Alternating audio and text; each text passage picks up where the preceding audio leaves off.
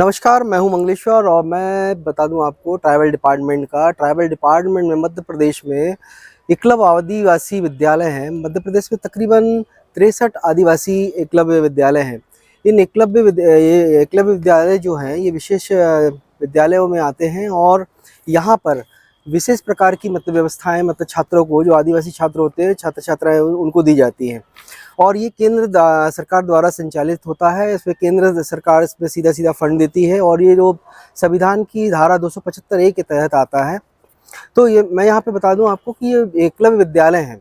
तो इन एकलव्य विद्यालयों में ज़्यादातर जो शिक्षक होते हैं, यहाँ पर परमानेंट शिक्षक नहीं है। शिक्षकों की कमी के कारण यहाँ पर जो काम अतिथि शिक्षकों से लिया जाता है। लेकिन 1 अप्रैल से नया शिक्षा सत्र शुरू हो गया है। लेकिन यहाँ पर जो पूर्व में जो अतिथि शिक्षक थे, उन अतिथि शिक्षकों को सेवा मुक्त कर दिया गया है। सेवा मुक्त इसलिए कर दिया गया है कि उनका जो सत्र रहता है, बताया जाता है कि मार्च तक रहता है और मार्च के बाद फिर वो ख़त्म हो जाता है उनका मतलब सेवाएं लेना। तो सेवाएं लेने के बाद फिर ये हो जाता है कि वो बेरोज़गार हो जाते हैं कुल मिला के। लेकिन 1 अप्रैल से जो नया सत्र शुरू होता है शिक्षा का, उसमें टीचर नहीं है पढ़ाने के लिए। और जैसा कि मैं आपको बता दूं कि वहाँ पर परमानेंट टीचर ना होने से अब दिक्कतें काफ़ी हो गई हैं। और मध्य प्रदेश में 63 मतलब एकलव्य विद्यालय हैं, आवासीय एकलव्य आदर्श आवासीय विद्यालय जो होते हैं वो 63 है। इसमें काफ़ी संख्या में, किसी में विद्यालय में 550, किसी में 500, 480, 250, 300 ऐसे विद्यार्थियों की संख्या होती है। अब यहाँ पर विद्यार्थियों के सामने सबसे बड़ी समस्या आ गई कि टीचर नहीं होंगे तो अब उनकी पढ़ाई कैसे होगी। सरकार ने आदेश मतलब जो ट्राइबल डिपार्टमेंट है उसने मतलब कहा है कि भाई अभी इनकी सेवाएं मतलब रोक ली जाए अप्रैल तक, और अप्रैल के बाद देखेंगे। लेकिन अभी एक चीज़ ये भी हुई थी कि मतलब पिछले मार्च अप्रैल की बात है कि उस समय एग्ज़ाम हुए थे MRS के। केंद्र सरकार की जो सोसाइटी है एक आदि नेस्ट टीम बोला जाता है, नेस्ट होती है, उसके तहत मतलब ये सोसाइटी मतलब इन विद्यालयों को संचालित करती है। तो उस सोसाइटी ने इस बार परमानेंट टीचरों के लिए मतलब एग्ज़ाम मतलब कॉल किए थे, एग्ज़ाम बुलाया, एग्ज़ाम में लोग बैठे भी। तो वहाँ पर बताया जाता है कि कई लोगों का चयन हो चुका है, वेरिफिकेशन हो चुका है, लेकिन उनकी मतलब नियुक्ति अभी ना मिलने से अभी ये संशय की स्थिति बनी हुई कि अगर वो टीचर मतलब वहाँ पर कब तक मतलब पहुँचते हैं, क्योंकि अभी चुनाव का समय चल रहा है, आचार संहिता लगी हुई है। और ऐसा बताया जा रहा है कि आचार संहिता में अभी किसी भी टीचरों को मतलब जो परमानेंट वहाँ से मतलब जिनका एग्ज़ाम दे के आए हैं उनकी नियुक्ति नहीं हो पाई है। अब सवाल उठता है कि जो पहले से मतलब टीचर यहाँ पर हैं, जो मतलब एग्ज़ाम दे के एकलव्य का जो सोसाइटी जो चलाती है एकलव्य को, उसमें एग्ज़ाम दे के जो चले आए थे, तो उनकी संख्या काफ़ी कम है। क्योंकि कहीं पे मतलब बता रहे हैं कि जो टीचरों की संख्या है वो 1 है, 2 है, 4 है, 5 है, मतलब 4 से ज़्यादा मतलब कहीं पे भी नहीं है। और जहाँ पर है वहाँ तो फिर वो ठीक है, लेकिन फिर भी बच्चों के हिसाब से टीचरों की संख्या बहुत कम है। अब एकलव्य का जो नियम मतलब जो रूल्स है कि वहाँ पर या तो परमानेंट टीचर रहेगा, और परमानेंट टीचर नहीं है तो वहाँ पर अतिथि शिक्षकों से कार्य लिया जाता है। लेकिन ट्राइबल डिपार्टमेंट के जो मतलब अधिकारी हैं, जिले स्तर के ले लीजिए या संभाग स्तर के, इन्होंने इतनी चालाकी की है कि दूसरे स्थानों से, दूसरे जिलों से बुलाकर यहाँ पर टीचरों को अटैच कर दिया है। अटैच करने से हुआ ये कि ये अटैचमेंट वाले जो टीचर हैं उनकी तनख्वाह कहीं और से निकल रही है और ये यहाँ पे सिर्फ आके अपना आराम फरमा रहे हैं। और जो अतिथि शिक्षक बेचारा इतना मेहनत करता था, पढ़ाई से लेके हर चीज़ ऑफिस का काम तक करता था, उनको हटा दिया गया। उनको हटाने से सारा जो शिक्षा व्यवस्था है वो चौपट हो गई है। अब सवाल उठ रहा है कि बच्चों के एग्ज़ाम मतलब सत्र शुरू हो गया है, बच्चे आने शुरू हो गए हैं विद्यालयों में, बच्चे अब पहुंच चुके हैं एकलव्य के, और वहां पर टीचर ना होने से अब काफ़ी मुश्किलें पैदा हो गई हैं। अब आनन फानन में टीचर प्राचार्य करे भी तो करे क्या। कई स्थानों पर तो ऐसा हुआ है कि जैसे डिंडोरी की बात बताऊं, वहाँ पर ये डिंडोरी एकलव्य विद्यालय में ये हुआ है कि जो नेट और जी का जो एग्ज़ाम पढ़ाते हैं टीचर्स प्राइवेट में, उन टीचरों को मतलब सिर्फ साइंस के स्टूडेंट के लिए बुलाया गया है, वो बच्चों को पढ़ा रहे हैं। और दूसरी अगर बात करूं जबलपुर की, तो जबलपुर में एकलव्य कई ऐसे एकलव्य है कि उन्होंने अतिथि शिक्षकों को हटा दिया, दूसरे टीचरों को लिया ही नहीं। अब जो पहले से जो टीचर परमानेंट या जो अटैच वाले हैं उन्हीं से काम लिया जा रहा है। लेकिन वो बच्चों को कितना पढ़ाएंगे। साइंस का टीचर होगा तो साइंस ही पढ़ाएगा, सामाजिक विज्ञान या हिंदी इंग्लिश तो पढ़ा नहीं सकता वो। तो ये स्थिति बन गई है। और एक और इसकी बात करूं मैं आपको एकलव्य की, तो वहाँ पर आउटसोर्सेस से जो कर्मचारी होते हैं, जैसे कि लैब टेक्नीशियन हो गया, ऑफिस असिस्टेंट हो गया, या फिर नर्स हो गया, इनको वहाँ पर बच्चों का टीचर बना के वो मतलब बच्चों को पढ़ाइए। अब बताइए कितना मतलब बेवकूफ़ बनाया जा रहा है यहाँ पर। एक तरफ तो सरकार बोलती है कि डबल इंजन की सरकार बोलती है कि डबल इंजन से सरकार चल रही है केंद्र से लेके यहाँ पर, लेकिन यहाँ तो इंजन तो बराबर चल रहे हैं लेकिन उनके पीछे क्या हो रहा है ये किसी को नहीं मालूम। तो ये कुल मिला के इतनी बेवकूफ़ बनाया जा रहा है मतलब पब्लिक को और स्टूडेंटों को कि कुछ पूछिए मत। यहाँ पे बोलने वाला कोई नहीं है और सब भर्राशाही चल रही है। तो अब ये एकलव्य की बात आई है और अभी आज ही का अगर मैं आपको बताऊं कि ये भास्कर में अगर ये छपा है, आज भास्कर में भी इसको बड़े उसमें से उन्होंने प्रकाशित किया है कि 20 की ज़रूरत है लेकिन एक शिक्षक के भरोसे चल रहे हैं प्रदेश के 12 एकलव्य आवासीय विद्यालय। तो साहब 20 नहीं और ज़्यादा हैं। और मैं आपको बताऊं कि वो जिन टीचरों की बात कर रहे हैं वो तो कई उसमें टीचर ऐसे हैं कि वो तो अटैच किए हुए हैं, जो कि एकलव्य का नियम है, ये नियम में है कि वहाँ पर अटैचमेंट और किसी को मतलब दूसरे टीचरों को लगाया नहीं आया, तो वहाँ पे परमानेंट टीचर रहेंगे या तो फिर अतिथि शिक्षक रहेंगे। लेकिन यहाँ पर इतनी बदमाशी और चालाकी की है स्थानीय अधिकारियों ने कि लोगों को अटैच कर दिया है। वहाँ पर अटैच करने से ये हुआ है कि उनको वो टीचरों को मनचाहा वहाँ पे जगह मिल गई है और वो अपना मतलब एक प्रकार से यहाँ आके सिर्फ पढ़ाने का काम कम और आराम ज़्यादा कर रहे हैं।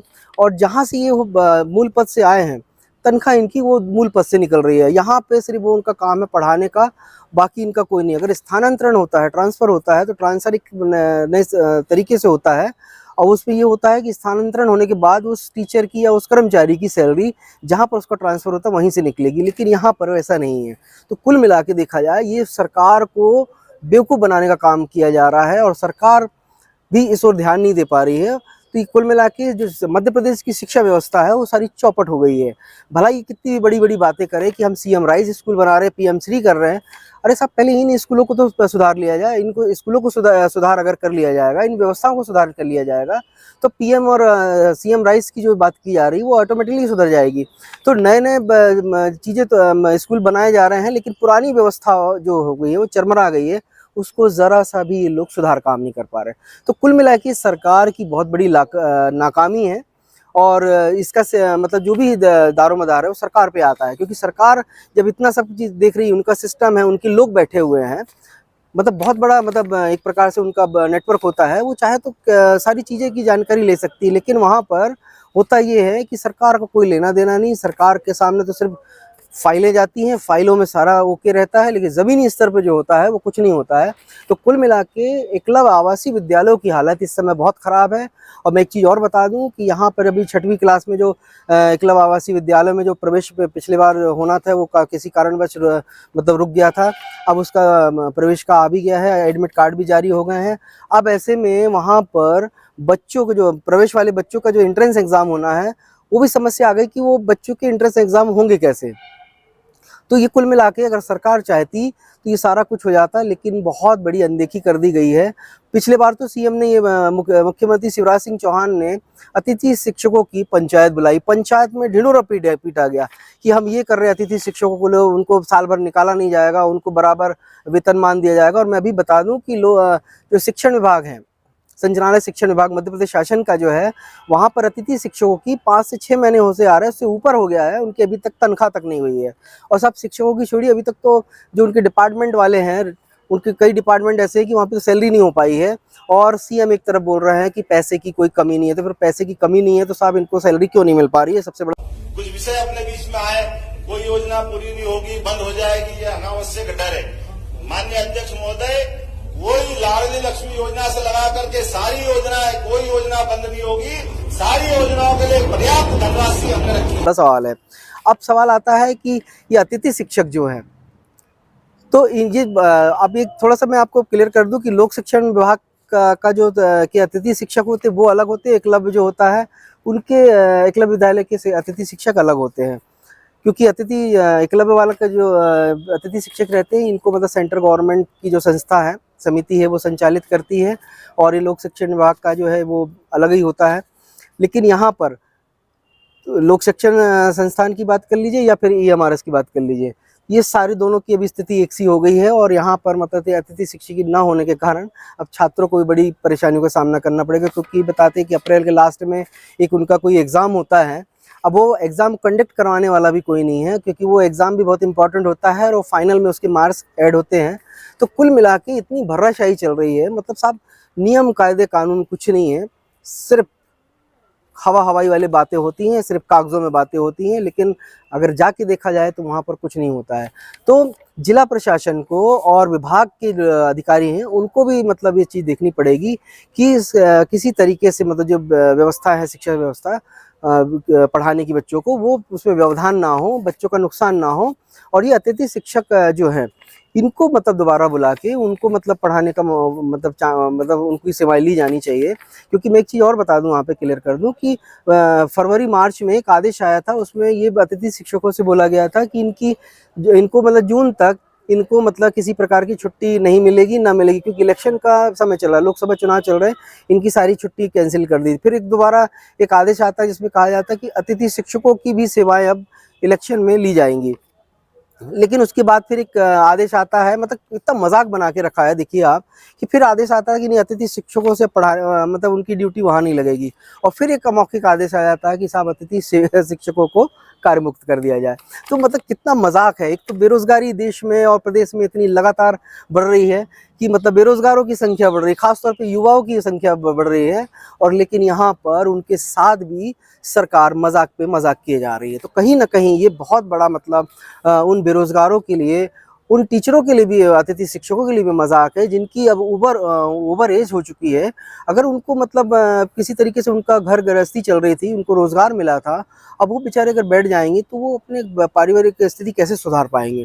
तो ये कुल मिला के सरकार की अनदेखी है। भला ही सरकार कितना भी ढिंढोरा पीटते रहे कि हम डबल इंजन की सरकार है, यहाँ पे किसी चीज़ की कमी नहीं है, बराबर चलेगी सरकार, लेकिन आके देखिए वो डबल इंजन की सरकार तो है, लेकिन वो जिस पटरी पे दौड़ रहे हैं वो इंजन, वो पटरी ही गायब है। ट्राइबल टाइम्स के लिए जबलपुर से मंगलेश्वर।